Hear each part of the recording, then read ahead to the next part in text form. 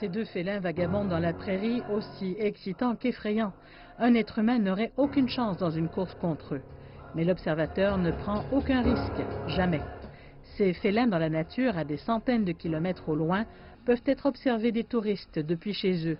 Et en raison de la pandémie mondiale qui a entraîné une fermeture mondiale des frontières et des restrictions de voyage, le tourisme au Kenya opte pour le numérique. If you go out of sight and you go out of mind, si vous êtes hors de vue et hors de l'esprit, le défi est en tant que destination, ou même quand vous voudrez revenir, que vous devez investir davantage afin que les gens se rappellent que vous existez et aussi la raison de votre existence.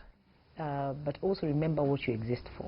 Le secrétaire du cabinet du tourisme, Najib Balala, a lancé une chaîne virtuelle en direct présentant des safaris et d'autres expériences culturelles uniques à travers le pays. Le Bureau du tourisme du Kenya a déployé une équipe qui se rendra dans tout le pays durant 6 semaines. Chaque jour, il diffuse sur les médias sociaux le meilleur de ce que le Kenya a à offrir. Le voyage concerne l'expérience que les gens ont. Une expérience est quelque chose que vous devez être capable de ressentir, de toucher, d'endurer. Donc nous devions trouver un mécanisme capable d'amener cette expérience dans les foyers. Le secteur du tourisme a été lourdement frappé par l'épidémie de Covid-19.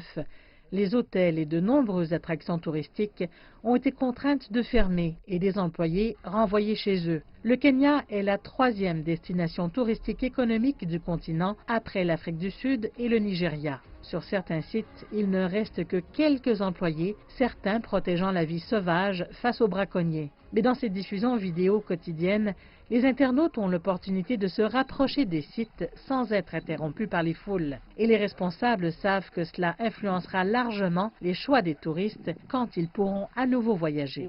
Ils seront bien plus intéressés dans les expériences enrichissantes, plus éducatives, des expériences qui apportent une différence dans les lieux où ils se rendront. Et Et quand ils seront de retour, le pays les attendra.